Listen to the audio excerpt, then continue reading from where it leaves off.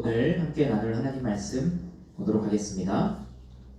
오늘 함께 나눌 하나님 말씀은 출애굽기 20장 12절 말씀 한 절 말씀입니다. 출애굽기 20장 12절입니다. 출애굽기 20장 12절 찾으신 줄 알고 한 절이니까요. 다 같이 한 목소리로 함께 합독하시겠습니다.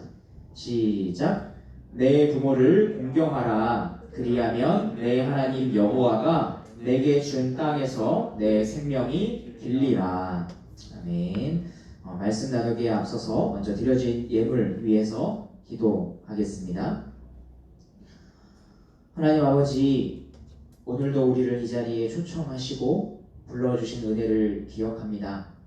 아버지 하나님, 부득이한 상황으로 인하여 우리가 함께 모여서 예배드리고 있지는 못하지만 그러나 주님께서 각자 불러주신 그곳 가운데에서 함께 하여 주시고 영이시기에 언제 어디에서나 그리고 동시적으로 함께 계실 수 있는 그 하나님께서 우리 청년부 한 사람 한 사람 예배 자리로 나아온 그 한 명 한 명과 함께 하여 주시옵소서. 하나님 아버지, 오늘도 그 하나님을 기억하고 또한 하나님께서만 주실 수 있는, 그리고 우리가 하나님 안에서만 만끽하고 또한 누리고 찾을 수 있는 그 안식이 감사한 그 마음으로 주님께 예물 올려 드립니다. 하나님께서 그 예물을 흠양하여 주실 뿐만 아니라 더불어 그러한 마음 가운데 주님, 오늘 선포되어지는 이 말씀 역시도 잘 새겨질 수 있도록 성령께서 그 마음문을 활짝 열고 들을 수 있도록 함께 인도하여 주시옵소서. 감사드리며 우리 구주 예수 그리스도 이름으로 기도합니다. 아멘. 네, 어느덧 5번째 계명입니다. 한 절반쯤 왔다는 거죠. 모세가 2개의 돌판을 들고 시내산에서 내려왔습니다. 전통적으로는 이 두 돌판에 서로 다른 내용이 적혀 있었을 것이라고 생각을 해왔습니다. 한쪽에는 하나님과 관련된 1계명부터 4계명까지가, 그리고 또 다른 한쪽에는 이웃과 관련된 5계명부터 10계명이 적혀 있었을 것이다 라고 생각한 견해도 있고요. 아니면 양쪽에 그냥 동등하게 5가지 계명씩 적혀 있었을 것이다, 그렇게 생각한 견해도 있습니다. 그런데 고고학이 발전해서 고대 근동지방의 그 역사 고증이 점차 이루어짐에 따라 이 둘 돌판에는 서로 다른 내용의 계명이 아니라 사실은 각각 10개의 계명이 모두 적혀 있었을 것이라는 의견이 제시되기 시작했습니다. 똑같은 내용이 적혀 있어서 마치 오늘날 서로 계약을 하는 쌍방 간에 이 계약서를 나눠 갖는 것과 같이 이 두 돌판이 언약을 맺은 하나님과 이스라엘 백성 사이에서 그 계약서와 같은 역할을 했을 것으로 보는 것입니다. 문화적인 것을 고려한다면 저도 개인적으로는 이 후자의 의견이 맞을 것이라고 생각합니다. 그럼에도 이 앞선 전자의 의견, 그러니까 십계명의 그 내용에 따라 두 돌판에 적힌 내용이 달랐을 것이라는 견해가 무용하다고 생각하지는 않습니다. 왜냐하면 그러한 견해는 십계명의 올바른 구분과 그에 따른 해석을 우리에게 잘 도와주고 있기 때문입니다. 오늘 우리는 이 제게 5계명을 나눕니다. 흔히 이 5계명부터 이웃사랑과 관련된 계명이라고 널리 알려져 있는데, 흥미롭게도 그 첫 시작인 이 5계명은 10계명의 후반부에서, 이 5계명으로부터 시작되는 10계명의 후반부에서 유일하게 긍정명령형으로 되어 있어요. 우리가 지난주에 이 4계명이 1계명부터 3계명과는 달리 긍정명령형으로 처음 등장했다고 우리가 말씀을 나누지 않았습니까? 그러니까 이렇게 보면 하나님 사랑과 관련된 계명 중에서 마지막으로 등장한 이 4계명과 이웃사랑과 관련된 계명 중에서 첫 번째로 등장한 이 5계명만이 전체 10계명 중에서 긍정명령형으로 되어 있어서 하나님 사랑에 대한 계명과 이웃사랑에 대한 계명 사이의 그 가교 역할을 해주고 있다는 것을 우리는 발견하게 됩니다. 따라서 이 5계명으로부터 이어지는 이웃사랑의 계명들은 실상 하나님 사랑에 대한 계명의 연장선으로 보아야 합니다. 그것으로부터 이어지고 흘러내려오는 것으로 여겨야 한다는 것이죠. 즉, 이 하나님 사랑과 이웃 사랑, 특별히 오늘 본문에 집중해서 생각을 해본다면 하나님 사랑과 이 부모님을 공경하라는 것이 분리될 수가 없다는 뜻이에요. 그러므로 우리는 이와 관련된 두 가지 질문을 한번 떠올려 볼 수 있을 것 같습니다. 첫째는, 그렇다면 앞선 1계명부터 4계명까지 이 하나님 사랑에 대한 계명과 거기에 연달아 등장한 이 5계명, 부모 공경은 과연 무슨 관련이 있느냐? 하나님 사랑과 부모 공경이 무슨 관련이 있느냐? 이게 한 가지 질문이겠고요. 두 번째 질문은, 이웃을 사랑하는 계명 중에 가장 처음 등장한 이 부모 공경, 하나님은 왜 이 부모를 공경하라는 계명이 이웃을 사랑하라는 계명 중에 가장 처음 등장하게 하셨을까요? 이런 두 가지 질문, 어떤 내용인지 아시겠죠? 앞선 하나님 사랑의 계명과 5계명이 어떻게 연결되느냐, 이걸 첫 번째 질문이고, 두 번째 질문은 이 부모 공경이라는 다섯 번째 계명이 이웃 사랑 하라는 그 계명 중에 가장 첫 번째 등장한 이유가 무엇이냐, 이 두 가지 질문입니다. 먼저 하나님 사랑과 이 부모 공경 사이의 관계에 대해서 한번 알아보도록 하겠습니다. 이를 위해 우리가 살펴볼 것은 5계명 그 자체의 내용인데, 본문에는 이렇게 기록이 되어 있죠. 네 부모를, 네 부모라고 하니까 좀 많이 이상해요. 내 부모를 공경하라, 이렇게 기록이 되어 있습니다. 이 말씀을 우리가 볼 때면 흔히 유교에서도 핵심 가치 중 하나로 여겨지고 있는 효사상을 떠올리기가 우린 쉬워요. 그러니까 부모님께 효도하라 라고 이 5계명을 이해하기 쉽다는 겁니다. 아마도 공손히 섬긴다 라는 뜻을 가진 이 공경이라는 단어가 가지고 있는 뉘앙스 때문일 것 같아요. 근데 사실 이 히브리어 원문을 보면 그와는 조금 다른 의미를 가진 단어가 사용되고 있다는 것을 발견하게 됩니다. 이 공경이라고 우리나라 말로 지금 번역된 이 히브리어는 카베드라는 단어인데, 이 단어가 가진 의미는 영광, 존중 또는 무겁다, 이런 의미를 갖고 있어요. 근데 중요한 건 이 카베드라고 하는 이 단어가 구약 성경에서 주로 언약 백성이 하나님을 향해 가지는 어떤 태도와 자세를 묘사하는 데 사용되었다는 것과 하나님과 하나님의 백성 사이의 그 관계에 대해서, 그 태도에 대해서 묘사되었다는 것과 예외적으로 부모와 자녀와의 그 관계에 대해서만 사용되었다는 거예요. 이 단어가. 그러니까 어떤 의미냐면, 이 제5계명은 내가 여호와 하나님을 영화롭게 하는 그 마음가짐으로 내 아버지와 내 어머니를 존중하라 라는 뜻이 됩니다. 언뜻 보면 여전히 부모님께 효도하라 라고 가르치는 유교와 그다지 다를 것이 없다고 생각될지도 모르겠어요. 여기까지만 듣는다면 말이에요. 실제로 단순히 이 순종, 존중, 효도, 순종 이런 측면에서만 보면 부모님께 효도하는 것과 부모님을 존중하는 것에는 큰 차이가 없어 보일지도 모릅니다. 그러나 효도와 존중을 제시하는 이 각각의 이유에 의해서 근본적인 차이가 발생합니다. 유교에서 부모를 공경해야 하는 이유는 나를 낳아주셨고 길러주셨기 때문이에요. 이것 외에 다른 이유가 없어요. 이게 가장 근본적인 이유입니다. 여기서부터 나오는 게, 그러다 보니까 이제 머리도 자르면 안 되고 그런 내용들이 사실 유교에서 가르치고 있지 않습니까? 당연히 어떤 제사라고 하는 것도 여기에서 나오는 거고요. 물론 저는 이 이유 자체만으로 부모님이 나를 낳아주셨고 또 길러주셨다. 이 자체만으로 그 어디에도 비할 바 없이 감사해야 할 이유가 충분하다고 생각해요. 그건 당연합니다. 그건 맞아요. 근데 문제는 이것을 빌미 삼아서 자녀에게 부당한 것을 요구하는 나쁜 부모도 현실에는 때때로 존재하는데 그럴 때에는 어떻게 해야 하느냐에 대한 충분한 답을 주지 못한다는 것입니다. 여기서 제가 말씀드리는 나쁜 부모는 뭐 부모님도 인간이기 때문에 드러나게 되는 어떤 부모님의 연약한 부분 그런 거를 말하는 게 아니에요.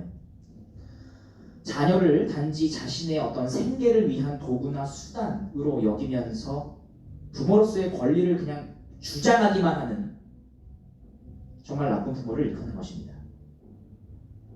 이런 나쁜 부모 밑에서 자라는 자녀에게 있어서 유교가 제시하는 효사상은 그럼에도 불구하고 부모님이 너를 낳아주셨으니까 무조건 너는 순종해야지 라고 하는 이런 일방적인 관계는 어쩌면 폭력으로 다가올지도 모르겠습니다. 그 삶의 굴레에서 벗어나지 못하게 만들어주는지도 몰라요. 반면 성경에서 부모님을 존중하라 라고 가르치고 있는 이유는 하나님이 부모를 그 자녀를 위한 대리자로 세우셨으며 하나님께서 부모에게 권위를 부여해 주셨기 때문입니다. 자녀는 부모를 하나님께서 권위를 부여해 주신 대리자로 알고 존중하는 것이 마땅합니다. 그 말씀과 가르침, 훈육에 순종해야 합니다. 그것이 자녀의 위치예요. 그런데 여기서 끝이 아니죠. 동시에 부모 역시 자신이 하나님께서 자녀를 위해 세우신 대리자라는 것을 안다면, 그것을 인식하고 있는 부모라면 하나님이 자녀를 사랑하시듯 그리스도께서 교회를 위해 희생하시듯 자녀를 대해야 함이 마땅합니다. 그러니까 이처럼 성경은 하나님을 부모 자녀 관계의 근원에 둠으로써, 그죠? 부모와 자녀 그 관계 자체만 보는 게 아니라 그 관계의 근원에 하나님을 둠으로써 단지 자녀에게만이 아니라 부모와 자녀 모두 각각의 위치에서 마땅히 행해야 할 것을 가르치면서 그렇게 함으로써 그 관계의 질서를 유지하게 만든다는 거죠. 우리는 사도 바울의 이 5계명 해석을 통해서 이것을 좀 확인할 수가 있습니다. 에베소서 6장 1절부터 4절까지는 이렇게 기록이 되어 있어요. 자녀들아, 주 안에서 너희 부모에게 순종하라. 이것이 옳으니라.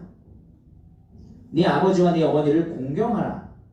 이것은 약속이 있는 첫 계명이니 5계명 말하는 거죠. 이로써 네가 잘되고 땅에서 장수하리라. 근데 여기서 끝나지 않아요. 뭐라고 덧붙이고 있죠? 또 아비들아, 너희 자녀를 어떻게 하지 말라고요? 노엽게 하지 말고 오직 주의 교훈과 훈계로 양육하라 라고 하는 것까지 바울은 이 5계명의 해석을 온전하게 기록해놨단 말입니다. 자녀들은 마땅히 부모님을 존중하고 그 말씀에 순종하되 조건이 걸려있죠. 주 안에서 해야 합니다. 따라서 설령 부모님이라 할지라도 하나님의 말씀에 미배되는 것을 요구하신다면 그것을 거절할 수 있습니다. 이것은 유교와는 완전 갈라지는 지점 아닙니까? 왜 거절할 수 있느냐? 부모님께 권위를 부여하신 분이 하나님이시기 때문이고 부모님의 권위 그 위에 하나님이 계신 거죠. 또한 여기서 끝이 아니에요. 그 거절이 오히려 부모님의 영혼을 위한 길이기 때문이에요. 그러니까 이 거절의 포인트가 단순히 자녀인 나에게도 거절할 수 있는 인권, 그 권리가 있다 라고 하는 어떤 사회적인 인권 보장의 포인트에서 너도 거절해도 돼, 너도 인권이 있어, 이런 포인트에서 말하고 있는 게 아니에요. 거절해도 된다고 하는 건.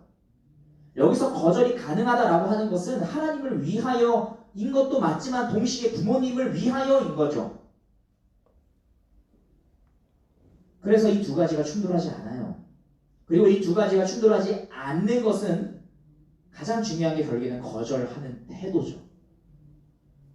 그 태도로 드러납니다. 거절은 하되 그 태도가 반항적일 수 없어요. 물론 어려운 일이지만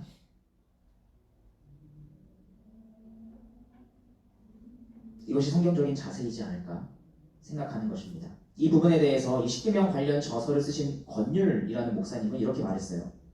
한때 저처럼 신앙적 박해를 받는 사람이라면 부모님으로부터 좀 뭐 교회 가지 말아라 뭐 이제 그런 말씀을 들었던 것 같아요.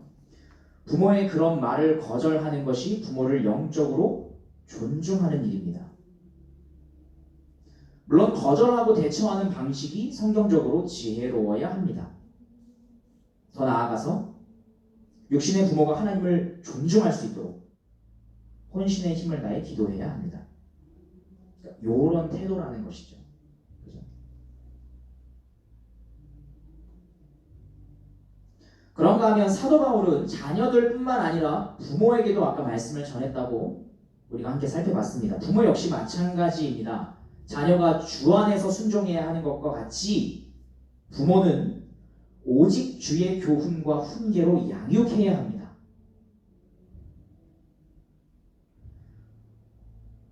과거에는 특히 중세 시대 정도까지에는 교육의 초점이 부모가 자녀를 어떻게 가르쳐야 하는가에 있었습니다.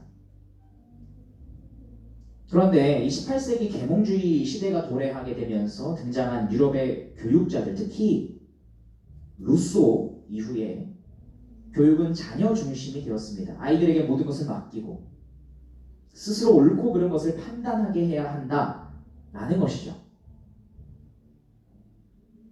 물론 이러한 주장이 모든 것이 부정적이라고 말할 수 없어요. 분명 긍정적인 측면이 있습니다.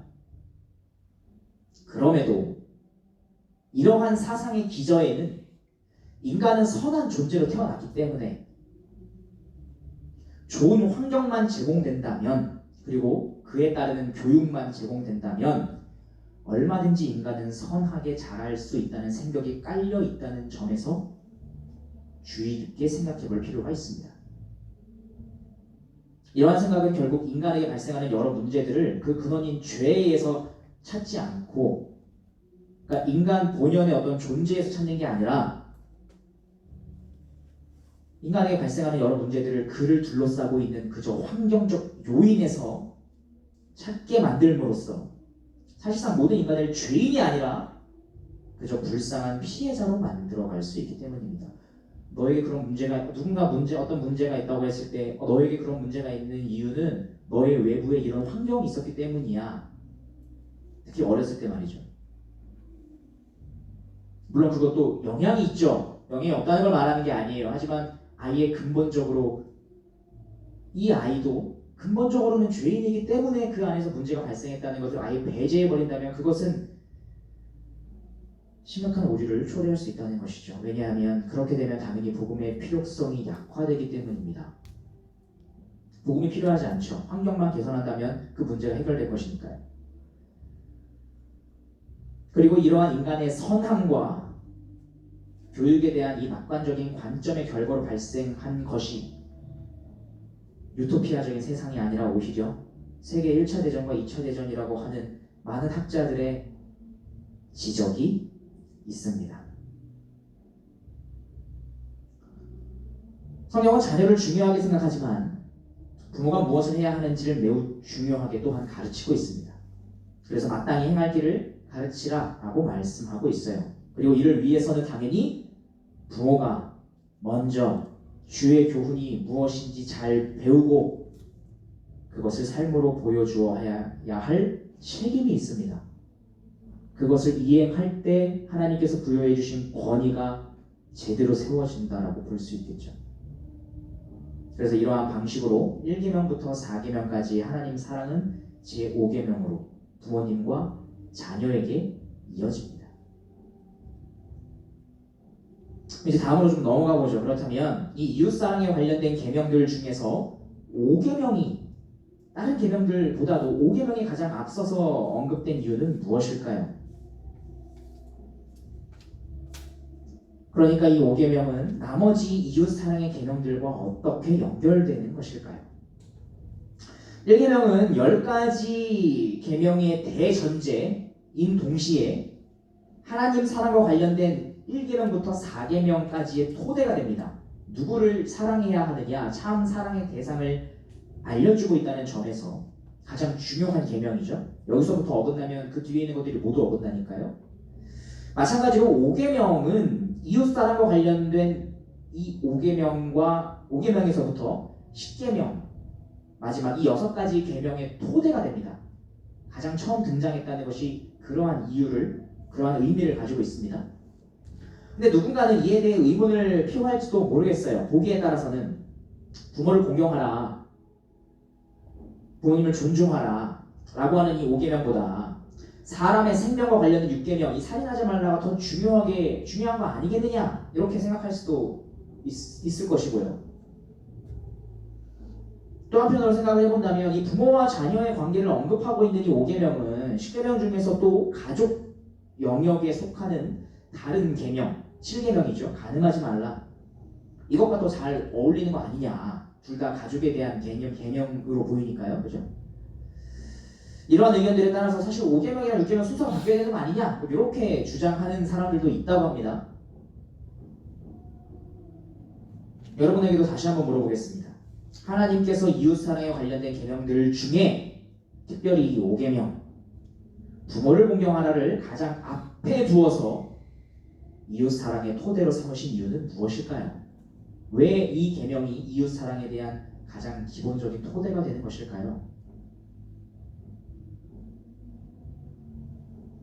이를 위해 우리는 이 5계명에서 가리키고 있는 부모의 범위에 대해서 한번 생각해 볼 필요가 있습니다.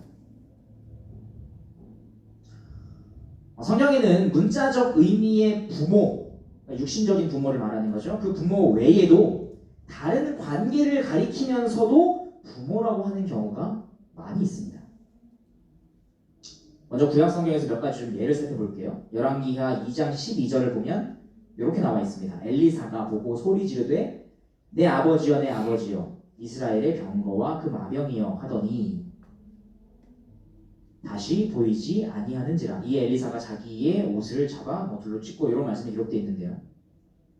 여기서 엘리사는 하늘로 승천한 자기의 스승 엘리야를 향해서 아버지라고 불렀습니다. 그러니까 스승을 향해 아버지라고 불렀죠. 또 열왕기하 5장 13절이에요. 그의 종들이 나와서 말하여 이르되 내 아버지여 선지자가 당신에게 큰 일을 행하라 말하였더면 행하지 아니하였으리이까 하물며 당신에게 이르기를 씻어 깨끗하게 하라 함이리이까 하니. 이건 어떤 말씀이냐면요, 나아만 장군 아시죠 여러분? 나병 걸린 나아만 장군이 엘리사를 찾아와가지고 나병 좀 낫게 해달라고 하지 않습니까? 근데 이제 저 강물에 들어갔다 나오면은 병이 낫게 될 거라고 얘기를 하잖아요. 근데 나아만 장군이 처음에 그거 안 믿고 그냥 돌아갑니다. 그때 이제 이 종들이 얘기하는 겁니다. 나아만 장군에게 이렇게 얘기하는 거죠. 혹시 모르니까 한번 해보는 게 어떻겠습니까? 그게 이제 방금 전에 본 이 구절이에요. 중요한 건 여기서 이제 이 나아만 장군의 종들이 자기 상전인 나아만을 향해서 뭐라고 부른다고요? 아버지라고 부르고 있다는 뜻이에요. 그러니까 스승도 아버지라고 불렀고요, 자기 상전에 대해서도 아버지라고 불렀습니다. 마지막으로 사무엘상 24장 11절이에요. 이건 이제 다윗이 사울을 죽일 기회가 있었지만 옷자락만 딱 내고 나서 그때 이렇게 말을 했습니다.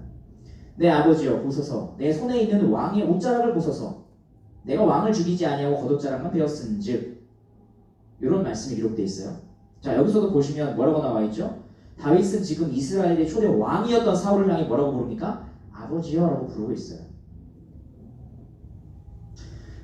신약 성경을 보게 되면 이러한 예를 찾아볼 수 있습니다. 사도 바울은 고린도 교회 성도들과 자신의 관계를 아버지와 자녀의 관계로 설명했습니다. 고린도전서 4장 14절부터 15절이에요. 내가 너희를 부끄럽게 하려고 이것을 쓰는 것이 아니라 오직 너희를 내 사랑하는 자녀같이 권하려 하는 것이라. 그리스도 안에서 일만 스승이 있을 때 아버지는 많지 아니하니 그리스도 예수 안에서 내가 복음으로 너희를 낳았습니다. 마찬가지로 사도 바울은 자신의 어린 동역자였던 디모데를 향해서도 아들이라 불렀습니다. 디모데전서 1장 2절이에요. 믿음 안에서 참 아들 된 디모데에게 편지하노니.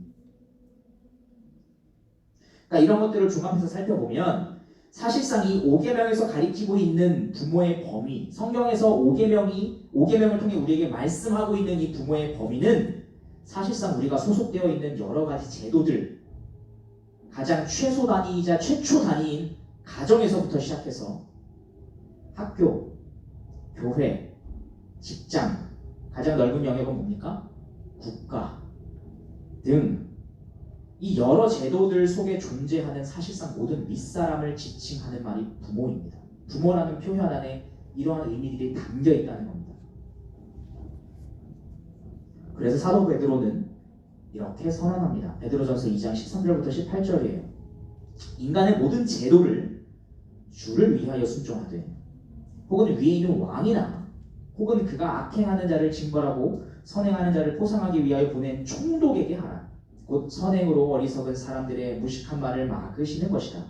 너희는 자유가 있으나 그 자유로 악을 기리는 데 쓰지 말고 오직 하나님의 종과 같이 하라. 무사람을 공경하며 형제를 사랑하며 하나님을 두려워하며 왕을 존대하라. 사관들아 범사에 두려워함으로 주인들에게 순종하되 선하고 관용하는 자들에게만 아니라 또한 까다로운 자들에게도 그러하라. 자, 여기까지 우리는 이 부모의 범위가 사실상 모든 윗사람에게 확대된다는 것을 함께 살펴보았습니다. 근데 이제 이러한 말씀을 대할 때 여러분 마음이 어떠십니까?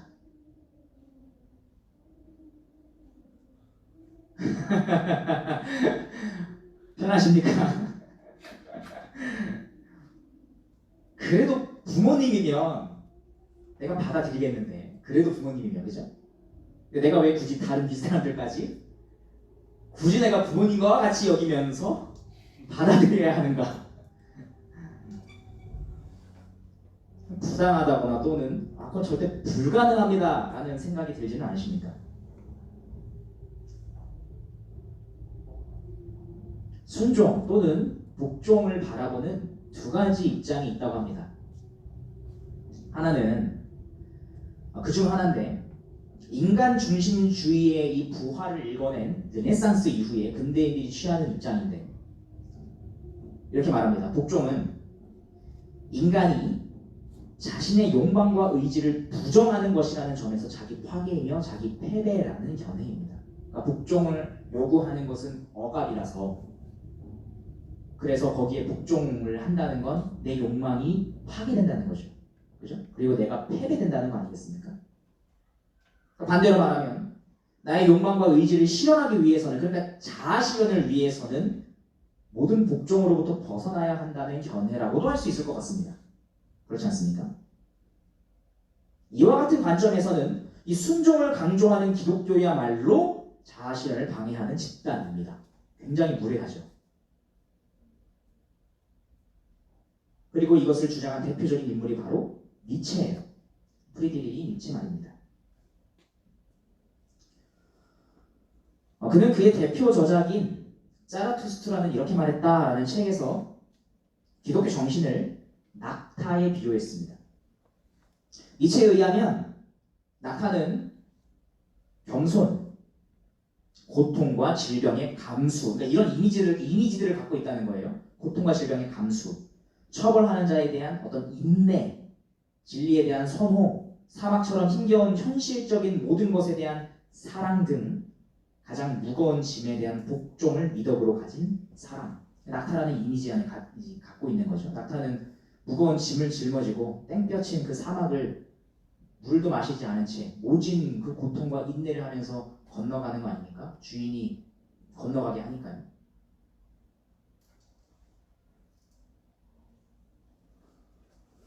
그래서 이 니체에 의하면 이 낙타로 비유된 사람은 아니요라고 말할 수 없는 사람이라는 거죠. 오직 복종하는 자로서 짐이 지워지자마자 서둘러 사막으로 떠나는 자이기 때문입니다. 이처럼 니체는 기독교 정신이 모든 현실적 권세의 무조건적 복종을 명하고 오로지 자기 삶을 부정하게 만드는 긍정인 거죠. 그죠? 항상 예라고 말할 수밖에 없는데 그건 자기를 복종시키고 자기를 파괴하는 방식으로서의 예, 그렇습니다. 항상 그런 긍정을 해야 되기 때문에 자기 삶을 부정하는 긍정이라는 겁니다.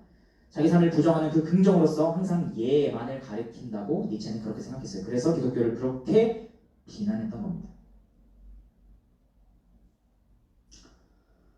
우리가 살아가는 현실 속에는 분명 니체가 말한 이 잘못된 권위를 조장하는 것이나 그에 대해 맹목적으로 복종하도록 만드는 것이 얼마든지 있을 수 있다고 저는 그렇게 생각해요. 그리고 그에 대한 것이라면 이 니체의 비판도 어느 정도 긍정적으로 생각해 볼 수 있을 여지가 있다고 생각합니다. 심지어 그것이 기독교라고 하는 어떤 교계 혹은 단체를 향한 비판이라고 할지라도 말입니다.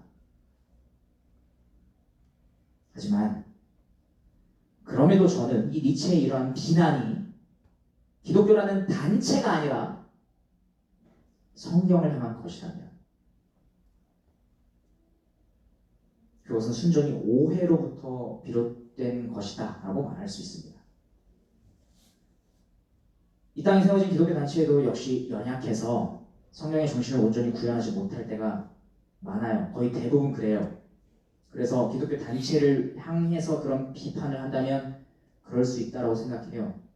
하지만 애초에 기독교 단체가 그런 모습을 보이고 있으니 성경 자체가 틀려먹었다 라고 한다면 저는 그것은 아니다 라고 얘기할 수 있다는 거예요. 정말 그럴까요?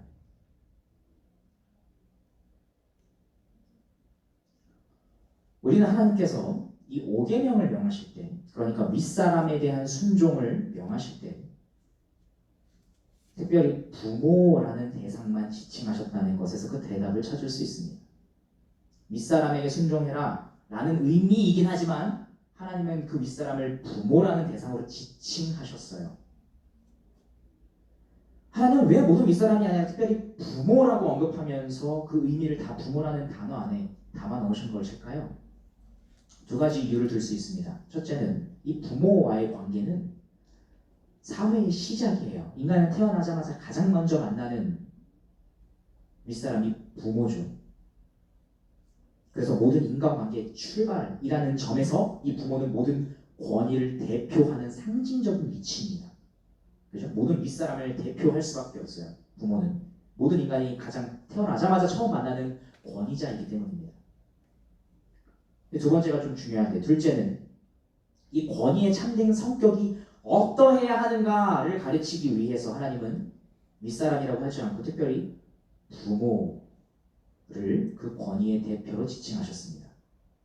하나님께서 부모에게 부여해 주신 권위는 아까도 나눴던 것처럼 사랑과 희생을 기반으로 하는 양육과 훈육이 이루어질 때 비로소 그 권위가 세워지는 것이기 때문입니다. 그래서 이와 같은 의미에서 웨스트민스터 대의문답 124문답과 125문답은 이렇게 정리를 해 놓았습니다.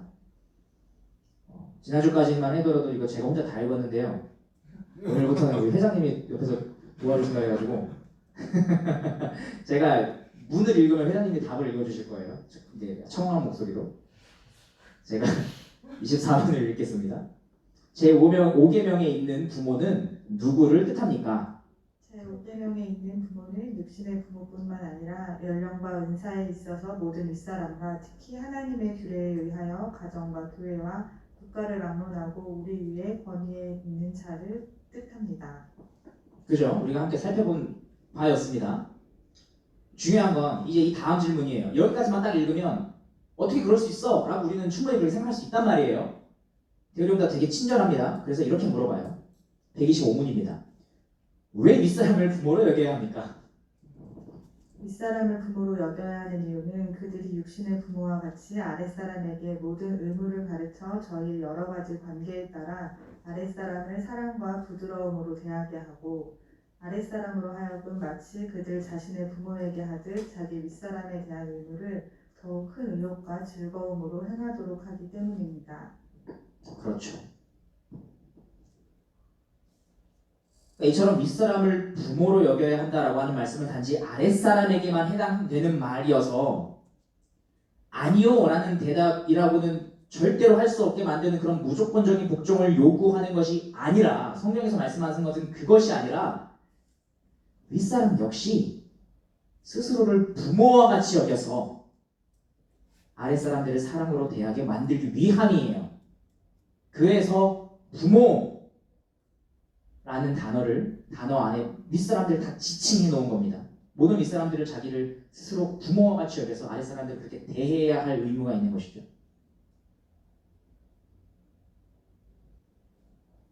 이처럼 사실상 5계명은 단지 아랫사람에게 무조건적인 순종을 요구하는 그런 계명이 아니에요. 5계명이 가르치는 것은 아랫사람이 윗사람에게 그리고 윗사람이 아랫사람에게 뿐만 아니라 이 데오리문답을 보다 보면 뭐까지 얘기하냐면 동등한 관계에 있어서는 서로가 어떤 자세를 취해야 하느냐 그리고 그런 관계 속에서 우리가 범할 수 있는 죄들은 무엇이 있느냐 이런 것들을 굉장히 자세하게 데오리문답은 기록을 하고 있습니다. 제가 비록 가지고 오진 않았지만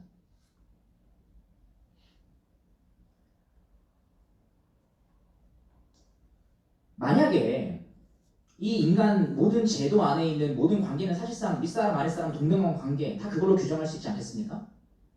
이 모든 관계가 서로를 향해서 이런 마음과 태도를 갖고 있다고 한번 생각해 보시기 바랍니다. 그리고 하나님이 원래 처음 창조하셨을 때 그러한 모습으로 창조하셨다라고 생각해 보시기 바랍니다. 그런데 타락과 함께 그게 깨졌죠. 지금은 깨진 세상이에요. 이 깨진 세상 속이라 할지라도 윗사람과 아랫사람 그리고 동등한 그 관계에서 이런 마음과 태도를 가지게 된다면 살인하지 말라, 간음하지 말라, 도적질하지 말라, 거짓 증거하지 말라, 네 이웃의 물건을 탐내지 말라. 이 모든 개념은 사실상 다 자연스럽게 지켜지겠죠.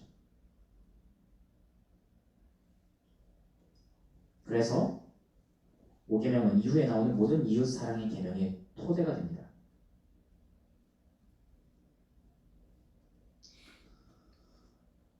지금까지 1계명과 4계명, 1계명부터 4계명과 5계명 사이의 관계를 맨 처음 알아보았고요. 그러고 나서는 이 5계명과 나머지 6계명부터 10계명 사이의 관계에 대해서 우리가 한번 살펴보았습니다. 이제 마지막으로 그렇다면 이 5계명 자체는 과연 우리에게 어떤 유익을 주는가? 하나님은 무슨 유익을 주기 위하여 우리에게 이 계명을 요구하시는가? 이것에 대해서 마지막으로 좀 한번 살펴보도록 하겠습니다.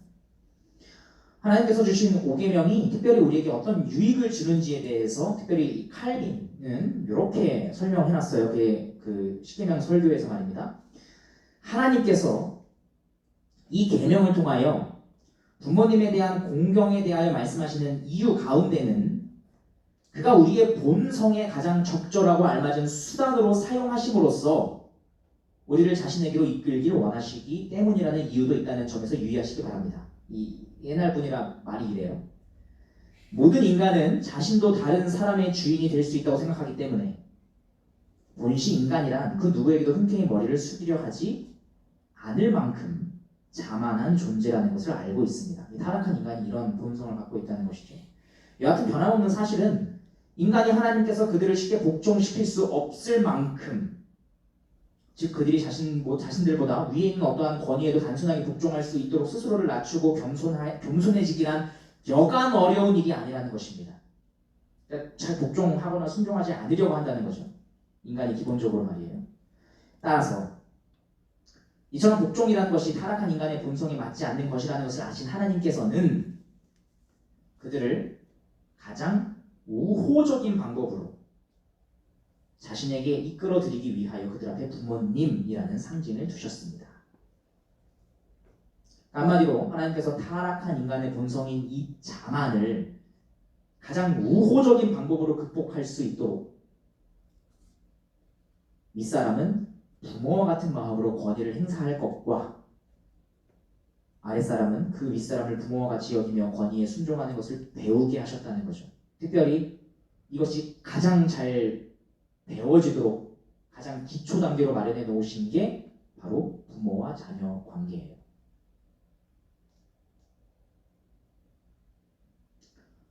이렇게 함으로써 궁극적으로는 가장 위에 있는 권위자, 사실상 인간이 가장 복종하기 싫어하는, 순종하기 싫어하는 가장 위에 있는 권위자, 하나님에게도 순종할 수 있도록 훈련시키시는 것이죠. 만일 부모를 공경하라, 부모를 존경하라라고 하는 이 계명이 그 존경을 받는 윗사람의 유익을 위한 목적으로 주신 것이라고 한다면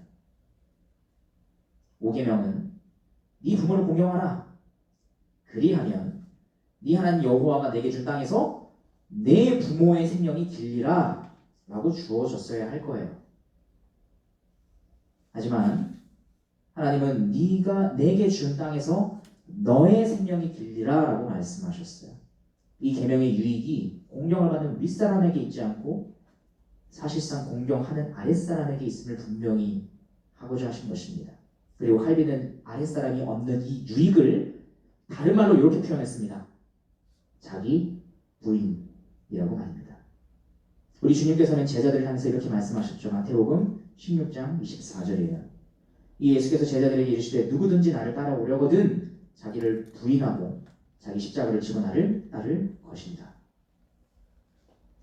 주님은 제자들을 향해 자기를 부인하고 자기 십자가를 지고 나를 따르라고 하셨습니다. 자기를 부인하는 것은 과연 무엇을 의미하는 것입니까? 금욕주의를 말하는 걸까요? 내가 나를 부인해야 돼. 그런 겁니까? 자기 부인이란 무엇이며 그것이 실제적으로 어떻게 이루어질 수 있는 걸까요? 이에 대한 대답을 제5계명이 해주고 있다는 겁니다. 하나님은 이 세상에 여러 제도를 마련해 놓으셨고 그 안에서 다양한 관계를 마련해 주셨습니다. 그리고는 위에 있는 권위에 순종하라는 계명도 주심으로 이 복종하고 싶어 하지 않아 하는 타락한 본성으로 인해 본능적으로 복종을 거부하죠. 그런 우리가 자기를 부인할 수 있도록 그 훌륭한 과정을 마련해 주셨습니다. 그러므로 복종은 인간이 자신의 욕망과 의지를 부정하는 것이기에 자기 파괴이며 자기 패배라고 주장했던 그런 인간 중심적인 관점과는 달리 사실상 성경에서 말하는 이 복종, 이 순종은 죄의 시작인 그 자만으로부터 벗어날 수 있다는 점에서 오히려 자기 회복이고 곧 온전한 하나님의 형상이신 그리스도를 닮아가는 것이라고 성경은 그렇게 말씀하고 있습니다. 그래서 아까 베드로전서 굉장히 좀 우리를 마음 힘들게 만들었던 말씀이었죠. 까다로운 사람에게도 순종하라고 하셨던 그 말씀, 그 뒤에 이렇게 언급되어 있습니다. 베드로전서 2장 20절부터 21절이에요. 죄가 있어 매를 맞고 참으면 무슨 칭찬이 있으리요. 그러나 선을 행함으로 고난을 받고 참으면 이는 하나님 앞에 아름다우니라. 이를 위하여 너희가 부르심을 받았으니. 순종하는 것을 배우기 위하여 우리가 부르심 받았다는 겁니다. 궁극적으로는 누구에게 순종하기 위해서입니까?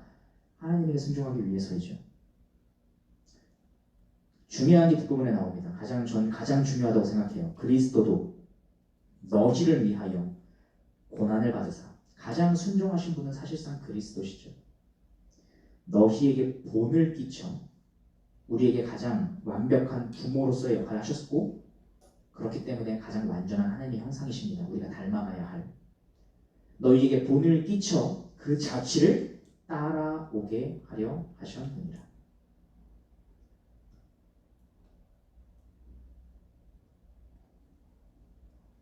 이것이 바로 5계명 안에 담긴 말씀입니다. 단순히 부모님께 효도하라라는 말씀 정도가 아니라 사실상 모든 관계 안에서 어떻게 그 역할에 따라 어떻게 행해야 하며 그리고 우리는 순종을 배워야 하는데 결국 누구를 위한 순종이냐 궁극적으로는 어디까지 누구를 위하여 우리는 순종할 것이냐 이런 내용들이 전부 담겨 있어요. 이러한 5계명의 말씀을 기억하고 또 지켜보고자 노력함으로 그리스도께서 보이신 그 겸손과 순종이 무엇인지 배워가는 우리 모두가 되기를 원합니다. 그리고 그렇게 배운 겸손과 순종을 바탕으로 사랑을 담아서 우리가 항상 아랫사람에 있는 것만 아니잖아요. 지금도 우리는 누군가의 윗사람의 위치에 있을 뿐만 아니라 앞으로는 아마 더 그럴 가능성이 커질 거예요.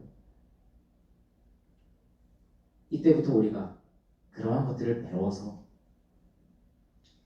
우리 아래에 있을 사람들에게 부드러운 권위가 무엇인지 보여줄 수 있는 이 깨진 세상 속에서 참된 권위가 무엇인지 보여줄 수 있는 그런 사랑하는 2000년과 한 사람 한 사람 되시기를 주님의 이름으로 축복합니다. 찬양하고 함께 잠깐 기도하는 시간 갖도록 하겠습니다. 나는 아무것도 아닙니다. 함께 찬양하겠습니다.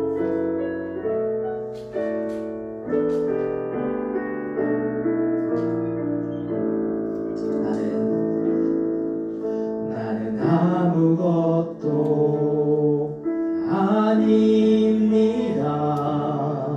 주님의 사랑이 없으면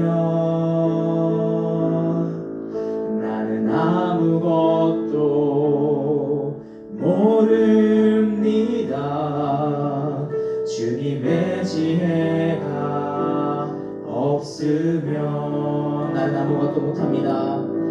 나는 아무것도 못합니다. 주님의 능력이 없으면 나는 한순간도 못 삽니다. 주님의 생명이 없으면 이제 내가 사는 것 아니요 그리스도 내 안에 사시니 오직 그의 생명이 나의 생명 나의 모든 날들도 주의 것 나는 오직 한 분 바랍니다.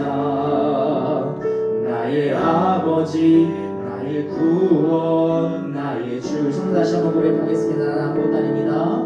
나는 아무것도 아닙니다. 주님의 사랑이 없으면 나는 아무것도 모릅니다.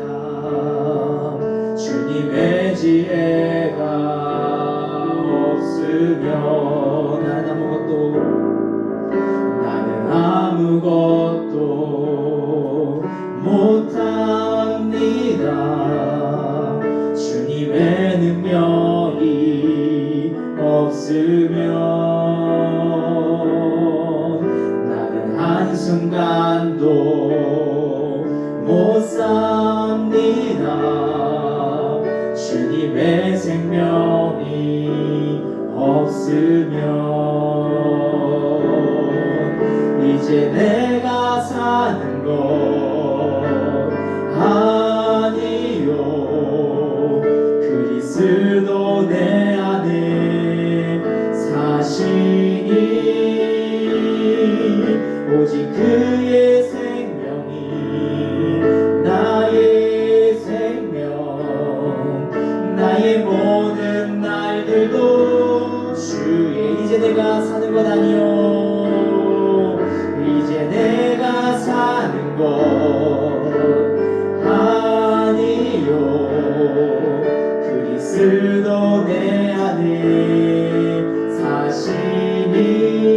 사시니 오직 그의 생명이 나의 생명 나의 모든 날들도 주의 것 나는 오직 한 분 바랍니다.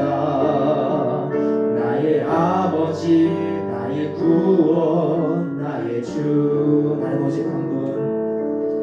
나는 오직 한 분 바랍니다. 나의 아버지 나의 구원 나의 주 우리 오늘 함께 나눌 이 오디만 말씀 놓고 함께 기도했으면 좋겠습니다. 우리는 하나님께서 마련해 놓으신 다양한 여러 종류의 제도 속에서 어떠한 경우에서는 아랫사람의 위치에 놓여 있을 것이고 어떠한 경우에서는 이미 윗사람의 위치에 놓여 있을 것이고 어떠한 경우에서는 동등한 관계에 놓여 있을 것이기도 합니다. 이 5계명이 결국 가르치는 것은 그 각각의 위치에 따라서 어떤 자세와 마음가짐을 가지고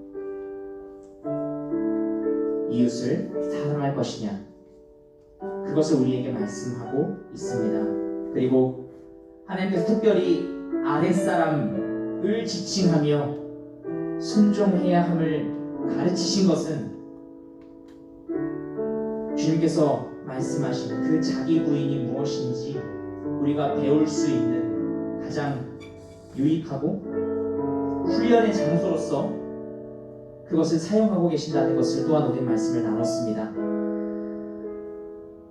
각자의 모습을 좀 돌아보면서 함께 좀 기도했으면 좋겠습니다. 우리가 하나님 앞에 우리 스스로의 모습을 진솔하게 나 자신 그 존재 자체를 받아주시는 하나님이기에 그분 앞에 우리의 진실한 모습을 내어드리면서 함께 좀 회개할 것은 회개하고 다짐할 것은 다짐하며 기도했으면 좋겠습니다. 하나님, 내가 아랫사람으로서 내가 이러한 모습은 내가 잘 보이지 못했던 것 같습니다. 하나님, 내가 윗사람으로서 내가 이러한 모습을 잘 보이지 못했던 것 같습니다. 그런데 하나님, 그 각각의 위치에 따라 하나님께서 이러한 마음과 이러한 자세를 가지고 그 관계를 대하라고 하셨으니 하나님 아버지, 그것을 행할 수 있도록 먼저 나에게 하나님을 향한 사랑의 마음을 가득 담아주시고 이러한 삶을 살아가는 우리를 통하여 이 땅 가운데 임한 하나님 나라가 조금씩 비록 그림자이지만 그럼에도 불구하고 드러날 수 있도록 주여 도와주시옵소서. 그리고 그 모든 과정을 통하여 주님 자기 부인이 무엇인지 배워서 우리가 온전한 하나님의 형상으로 우리 앞에 본을 보이신 예수 그리스도를 닮아갈 수 있도록 주님 도와주시옵소서. 우리 이러한 기도 제목 가지고 함께 주님 앞에 기도하며 나가도록 하시겠습니다. 함께 기도하시겠습니다. 살아계신 하나님 아버지, 때에 따라 상황에 따라 각각의 위치를 어떠하게 보였으며 윗사람의 위치를 어떠하게 보였으며 아랫사람의 위치를 어떠하게 보였으며 공평한 위치를 보였습니다. 하나님 아버지, 그 수많은 상황들과 그 현실 속에서 우리는 때에 따라 어떠한 자세를 어떻게 공평할 것인가에 대해서 주님 말씀을 우리에게 가르치고 계십니다. 그런데 하나님 아버지, 그 모든 황해에 주시는 하나님이 계시고 하나님께서 그 모든 권위를 부여해 주셨기 때문에 그에 따라서 우리가 어떠한 모습으로 나아가야 할지에 대해서 주님은 우리에게 특별히 교훈하는 말씀을 통해서 가르치고 계시니까 우리가 윗사람이 혹시 부모한다고 해서 마치 부모와 같이 아랫사람을 대해야 할 것입니다. 우리가 아랫사람의 위치에 있다고 한다면 마치 윗사람을 부모와 같이 하는 말에서 존재해야 할 것입니다. 그런 때문에 윗사람이 하나님의 말씀을 완전히 어기면서 완전히 반대하는 방향으로 요구할 때 우리는 그것을 거절할 수밖에 없겠지만 그러나 그 거절하는 태도 역시 우리는 아버지 하나님 잘 구별할 것이며 뿐만 아니라 아버지 하나님 우리가 그런 상황에 있을 때 우리가 그것을 거절할 수 있는 아버지 하나님 지혜와 그런 용기와 그런 마음을 우리에게 허락해 주실 뿐만 아니라 그 거절이 단순히 나의 이권을 위해서가 아니라 오히려 하나님을 위해서이며 오히려 주님을 위하여 이러한 희생을 감수하는 나를 바라보며 그 거절당한 자의 영혼을 위하여 아버지 하나님 만나는 그것을 거절하게 해주시옵소서. 하나님 아버지, 정말 이러한 모든 과정이 주님께서 우리에게 말씀하신 자기 부인의 과정, 그것을 인생에서 우리가 하게 되는 부분에 나를 보게 됩니다. 우리는 타락하기는 본능적으로 우리 위에 있는 이 권세에 대하여 복종하기 싫어하고 순종하기 싫어합니다. 아버지 하나님, 사실상 상충이 시작되면서 우리는 그러한 태도가 너무나 잘 분명히 드러나지 않습니까? 하나님 아버지, 우리가 그러한 성경에 있을 때에 우리는 가장 중요한 뿐만 아니라 가장 중점적이신 하나님 앞에 우리는 순종하지 못하게 됩니다. 순종하고 싶지 않은 나옵니다. 그 자격이 있는 영지적인 그녀의 하나님의 삶 가운데 들어서 순종하길 배워서 아버지 하나님의 십자가를 위해 그것을 할 때에 아버지 하나님의 그것을 결론하는 준비하시고 나갈 때에 하나님 참 모든 권위의 주관자 되시는 세상의 힘을 가지고 계신 그 하나님의 말씀을 순종할 수 있도록 우리의 삶이 그러한 자기 부인을 바라보는 인생이 될 수 있도록 주님 도와주시옵소서. 사랑과 은혜가 많으신 하나님 아버지, 오늘 말씀을 통해서 각각의 상황 속에서 우리가 처한 그 역할에 따라 우리는 과연 어떠한 모습을 보이고 있는지 우리 자신을 되돌아보게 하여 주시옵소서. 뿐만 아니라 하나님께서는 단순히 명령만 요구하시는 것이 아니라 이러한 말씀 안에 담긴 의미에 따라 우리가 그 역할에 따라 어떠한 모습으로 대해야 하는지에 대해서도 우리에게 친히 알려주고 계시오니 하나님 아버지, 우리가 말씀을 통해 그것을 배운 자로서 비록 우리가 평생을 살아가며 조금씩 계속해서 노력해 나가야겠지만 이 땅 가운데서는 안타깝게도 그것을 완성할 수 없겠지만 그럼에도 불구하고 포기하지 않고 그러한 길을 갈 수 있도록 주여 도와주시옵소서. 우리가 그러한 길을 갈 때에 그것이야말로 자기 부인의 길이며 그러한 과정을 통과함에 따라 우리는 결국 우리 앞에 본을 보이셔서 그 자취를 남기시고 따라오라고 명하신 그리스도의 뒤를 따라갈 수 있음을, 그래서 그분의 온전한 그 하나님 형상의 회복을 우리 안에 이루어질 수 있음을 주님 고백합니다. 하나님 아버지, 이 계명이 우리의 유익을 위하여 주신 것이라는 것을 우리가 기억하고 이 유익이 우리뿐만 아니라 언젠가 우리가 윗사람이 되었을 때 아랫사람에게 참으로 부드러운 권위를 행사할 수 있게 하시고, 또한 지금 우리가 아랫사람의 위치에 있다고 한다면 우리의 이러한 태도로 인하여 또한 윗사람의 마음을 즐겁게 해줄 수 있는 참으로 그리스도를 닮은 이 청년과 한 사람 한 사람 될 수 있도록 주님 도와주시옵소서. 이제는 우리 주 예수 그리스도의 은혜와 성부 하나님의 무한하신 사랑하심과 성령 하나님의 교제인도 충만케 하신 은총이 각자의 처소에서 온전한 마음을 담아 예배를 드린 이 청년부 한 사람 한 사람 머리 위에 이제로부터 영원토록 항상 함께 있을지어다. 아멘.